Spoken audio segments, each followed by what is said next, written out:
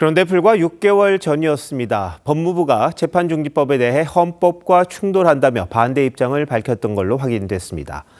헌법을 고치지 않고 법률로 재판을 중지하려면 국민 동의를 제대로 받아야 한다고까지 했는데 비록 정권 교체 이전의 법무부 답변이긴 합니다만 그래서 지금은 다르다 이렇게 말할 건지 좀 두고 볼 일입니다. 이채림 기자가 단독 취재했습니다.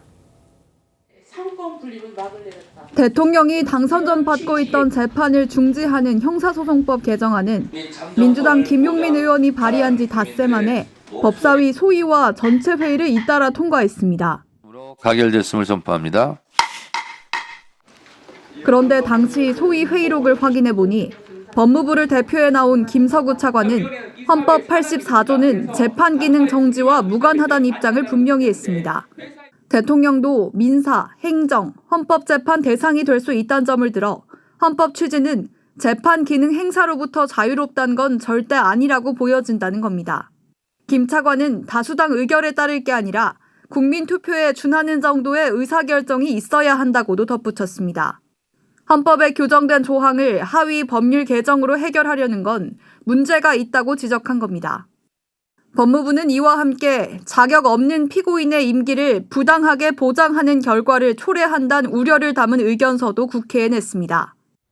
민주당의 일방 처리 시도에 항의해 국민의힘 의원들은 퇴장한 상태였고 이 대통령 변호인 출신인 민주당 박균택 의원은 대통령을 검사, 판사가 선택하면 된다는 얘기라며 김 차관을 강하게 비판했습니다.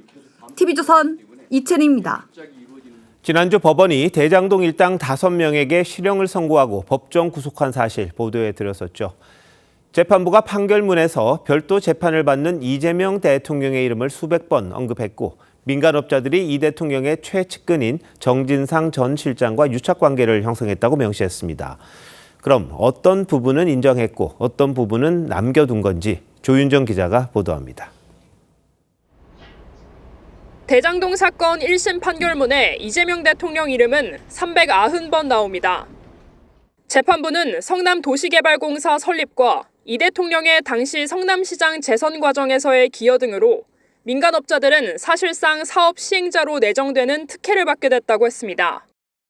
이재명 시장이 되면 빨리빨리 바로바로 진행이 지금 될 텐데 이 대통령이 정진상 전 실장 등으로부터 민간업자들이 시장 재선 과정에 큰 도움을 준 사실을 보고받아 알았을 것이라고 했습니다. 다만 이 대통령이 민간업자들로부터 직접적인 금품이나 접대를 받았다는 증거는 없다고 했습니다. 재판부는 정 전 실장과 민간업자의 유착관계를 여러 차례 언급했습니다. 민간업자들이 정 전 실장의 술값을 대신 내줬고 남욱 변호사가 유동규 전 본부장에게 준 뇌물 3억 원 중 일부가 정 전 실장 등에게 전달된 것으로 보인다고 했습니다. 또 김만배 씨가 유 전 본부장에게 428억 원을 주기로 한 이익분배 약정도 사실로 인정했습니다. 김만배가 전화로 너희 것 내가 잘 보관하고 있을게라고 하자 정진상이 저수지에 보관해 둔 거죠라고 답했단 유 전 본부장 증언이 신빙성이 있다고 본 겁니다. TV조선 조윤정입니다. 1심에서 전원 중형을 선고받은 대장동 민간업자들의 판결문을 두고 당시 성남시장이었던 이 대통령 연관성 여부에 대해 여야 주장이 엇갈리고 있습니다. 왜 이런 해석이 나오고 실제 이 대통령 관련 판단은 어땠는지 정치부 최우정 기자와 뉴스더에서 더 자세히 짚어보도록 하겠습니다. 자, 최 기자, 1심 판결 이후에 민주당은 이 대통령에 대한 공소를 취소해라 이렇게 요구하고 있는데 근거가 있습니까? 네, 민주당은 대장동 1심 판결이 이 대통령이 대장동 일당과 무관하다는 사실을 법원이 공식 확인한 거란 주장입니다. 판결문 중 성남시장은 유동규 전 본부장 등과 민간업자의 유착이 어느 정도인지 모르는 상태라고 언급한 부분을 지목한 겁니다. 또 재판부가 이 대통령은 유 전 본부장 등이 민간업자들로부터 금품이나 접대를 받는 사실은 제대로 알지 못했던 걸로 보인다고 한 것도 이 같은 해석을 내놓는 근거로 제시하고 있습니다. 자, 그런데 이 같은 판결문을 봤을 거잖아요. 근데 국민의힘에서는 정반대 주장을 하고 있습니다. 이 주장에는 또 근거가 있습니까? 네, 국민의힘이 가장 주목하는 단어는 수뇌부입니다.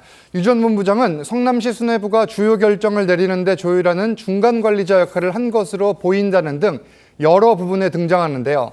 장동혁 대표는 이 대통령이 스스로 대장동 설계자라고 인정한 점을 들어 수뇌부는 이재명 대통령이고 따라서 가장 중한 형이 선고돼야 한다고 주장하고 있습니다. 지금 이야기를 들어보면 여야가 각자 원하는 부분만 본 것 같아요. 그런데 이 대통령에 대한 명확한 판단은 판결문에 없는 겁니까? 네, 그렇게 봐야 될 것 같습니다. 이재명, 정진상 배임 사건 재판은 별도 진행 중이므로 이들이 배임 범행에 공모 가담했는지 여부는 기재하지 않는다는 점이 판결문에 명시되어 있습니다. 수뇌부란 표현을 두고도 실세 중에 실세였던 정진상 당시 성남시 정책실장만을 지목한 건지 아니면 이 대통령까지 포함한 건지에 대해선 구체적 언급이 없습니다. 또 민주당은 이 대통령이 금품 접대 사실을 몰랐다는 점을 주목하고 있는데 그건 민간업자 2명의 통화 시점인 2013년 3월 당시의 이야기입니다. 판결문은 이어서 이듬해 민간업자들이 수뇌부의 확실한 보장이 필요해서 정 전 실장과 함께 이른바 의형제 모임을 했다는 점을 지적하기도 했습니다. 네, 그러니까 이 대통령이 알았다 몰랐다 이런 부분에 대해서는 명확하지는 않은 거군요. 예. 네. 자, 앞서 전해드렸지만 결국 이 대통령 재임 기간에는 재판 진행 어렵다고 봐야겠죠? 네, 일단 강훈식 비서실장은 오늘 재판을 재개한다면 그때 입법해도 늦지 않는다고 말했습니다. 민주당이 마음만 먹으면 재판중지법은 당장 이번 주라도 본회의에서 처리할 수 있는 상태입니다.